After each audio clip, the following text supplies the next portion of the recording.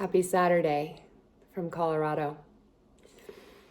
On my drive down here from Wyoming, I listened to a CD set, which you can find on Audible. It's a book, it's a talk recorded by Pema Chödrön. You may have heard of her. She's a student and monk of Tibetan Buddhism. And the audiobook is called Don't Bite the Hook: Finding Freedom from Anger, Resentment, and Other Destructive Emotions. And she bases the whole talk on Buddhist teachings from a book that's sometimes translated as being called The Way of the Bodhisattva. And that's an 8th century poem, a long poem that's kind of a guide to enlightenment by Shantideva, if you've ever heard of him. So I wanted to talk about this morning because it actually helped me in a moment where I really wanted to bite the hook and be angry in a way, not where I'm processing or expressing the anger healthily and not personally towards anyone, but get angry in a way that I'm biting the hook. So again, I will link to this audio series, Don't Bite the Hook, down below. I would highly recommend it. And I love Pema Chödrön. And for me, I've been feeling more drawn lately to Buddhist teachings, which has been a really nice integration and is, one of the paths to enlightenment. So it's one that I feel I'm being drawn to right now. One of the concepts that I remembered that really stuck out to me from Pema Chödrön's Don't Bite the Hook and her discussion of The Way of the Bodhisattva by Shantideva was him essentially, this was sort of her translation, but it's essentially like peace is a practice.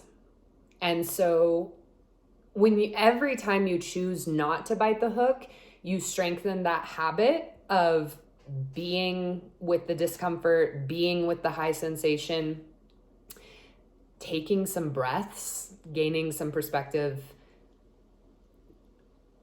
getting a hold of yourself. And every time that you do bite the hook and just react, it's also the difference, right, between reacting when it's controlling you and responding when you are in a place of presence, and from there you can express without harm, even if it's intense emotions. So Pema talks about this, or the way she translated this passage is sort of, we practice during times when we have essentially what could be called bourgeoisie, like bougie suffering. So today we would also maybe call it like white person suffering. And I'm saying that in a way of, or we could call it privileged suffering, whatever makes sense to you as far as the suffering that is not as difficult as life or death suffering that many people are actually having to go through every day. So the difference, like bourgeoisie suffering would be like someone insulting you on Facebook versus like real suffering, and like what you're practicing for might be a situation where someone's like actually threatening your life. So we practice during episodes of bourgeoisie suffering, we practice not biting the hook so that we strengthen that habit, so that when really intense things come up, where like maybe we're really in danger, or it's something more serious that is life or death, instead of like how good your ego feels about itself, basically, then we're practiced to be able to have that mettle. I like that word, mettle, like mettle, that calm, that presence, that freedom from anger, resentment, and other destructive emotions, because we aren't biting the hook and getting hooked to them. It doesn't mean that they don't pass through us. It means that they don't control us, is the difference. So I think about this, it makes me feel better, because it's not denying that bourgeoisie suffering is suffering. Like, it's not saying that these smaller things on which we can practice, like someone cutting us off in traffic, like someone not replying to a text message, like someone not responding to correspondence the way we expect them to, or something like that. It's that those are real and genuine sufferings in the way that we experience them. And because our life isn't threatened, it's a really good place to start practicing. So like we can acknowledge the suffering and then it's actually difficult, and also be like, oh, good, this is a good place to practice. Because especially if I'm perceiving that someone is saying something mean to me or doing something mean to me, and maybe they actually are, maybe they actually aren't, I don't know their intent. But if they are purposefully or even unconsciously doing something aggressive and mean to me, and I choose not to bite the hook and to let that clarification of burning, of being with the feeling and not biting the hook happen inside me without reacting, then I have burned up some bad karma, basically, is kind of the idea. And like, when I experience suffering of any kind, it's a chance for me to find healing and redemption. And as far as that other person, if they actually have malintent, they're just adding to their bad karma. Like, but the lesson for us is to note, not to say that, oh, that suffering, what pathetic suffering, or that suffering isn't real, or that suffering doesn't matter, when sort of like easier, more privileged or bourgeoisie suffering happens to us. It's to say, yay, this is a time for me to start practicing sitting in the fire of my emotions, not biting the hook, being with this, fully being with this, full body feeling presence, just being with this, and grow in my spiritual journey.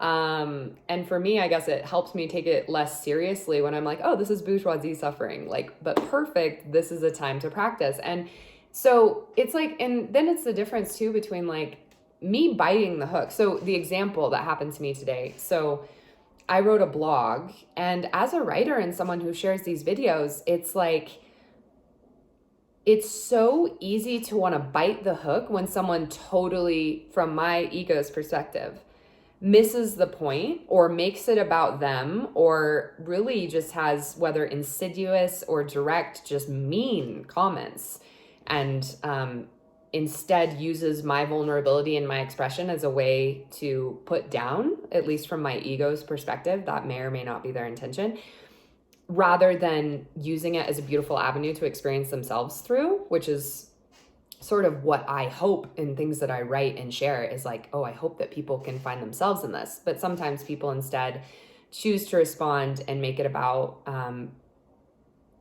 how I'm wrong, or just trying to, again, control me, or degrade me, or just be mean, is the way it comes across to my ego. And if those are truly this person's intent, that's their deal. Like, me reacting and replying and saying something like, wow, you completely missed the point.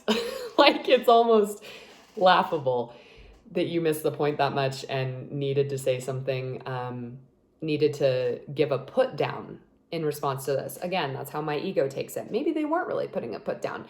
In that case, they're doing their thing. My karma in this moment, and where I choose to go with this, either building my habit of reacting in anger and biting the hook, or building my habit of not biting the hook, choosing to be able to be present and have a response come from there, which very well might be nothing. Or it might be something. I mean, actually, this video is kind of my response instead, which is like me working through actually practicing something that I'm learning, rather than reacting and starting an internet comments fight with someone who clearly was, from my ego's point of view, not there to receive what I was trying to share and take that value for themselves, and instead sort of used it to turn it back on me. So this is bourgeoisie suffering. Like, I am suffering from someone, not from my ego's perspective, from someone not understanding what I was trying to communicate at all, like to the point of turning it around to essentially put me down more, which was what the whole article was about. So that's ironic. But my journey in this right now is to be with that pain of what it is to share something really vulnerable and really real and then be misunderstood, or have someone actually turn it back on you with malintent. And I don't know. Like, I actually, again, I have no idea. I'm not inside other people's intentions. You know, only we and God, being one, can know what our true intentions are. So all I have control over is, am I going to choose not to bite the hook? And actually, then, this is a real gift for me. Whenever someone leaves mean or obsessive or narcissistic or controlling or put down sort of comments on YouTube or my blog or social media, or, you know, things don't get as many likes as I want, or things don't get the response that I want on the internet, which is a virtual version of reality, not really life or death. It's just a really good time to just be with that, rather than reacting, biting the hook, needing to be right, and basically putting out aggression towards another. Again, there's a healthy way to channel anger and aggression. It's not to repress them. It's to get to that point where they can be expressed in a way that's not personally attacking someone else. Because anytime that we use attack or violence, that we react, we're biting the hook, and anger, resentment, and these kinds of emotions have control over us. And we've just strengthened that habit. And we're just building our karma, and we're not doing anything. I mean, we only can know our own reactions and responses and our own redemption and what we choose to use suffering for. Only we can know that.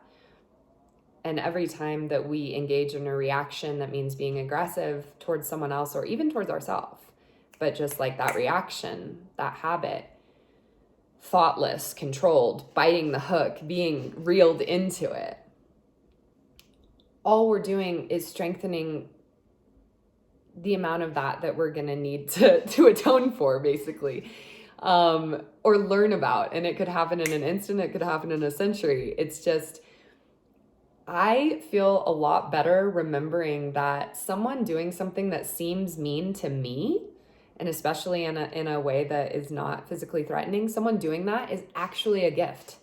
It's actually a gift. It's not some terrible thing to go into the spiral of how stupid someone is for not understanding me. It's a gift for me to realize how hard it is to sit with feeling misunderstood, me feeling misunderstood and put down, and realizing like I can actually just be with that and alchemize that and respond in a way that is going to be loving rather than aggressive, even if it's a scream that I end up needing to let out or something.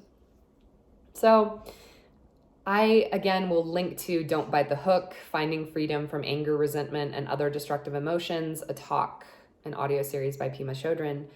And I hope that when little sufferings come to you, you too will join me in this feeling that this is a gift, because it's something that we can practice, not biting the hook for little things, so that when those big things happen, and big things are going to happen, tragedy, shakeups, things we never expected, so that we have practiced being able to be there in that intensity to respond rather than react, and to burn up some of our own karma or negative habits, whatever you want to say, in the process. Like, it can be clarifying, it can be purifying.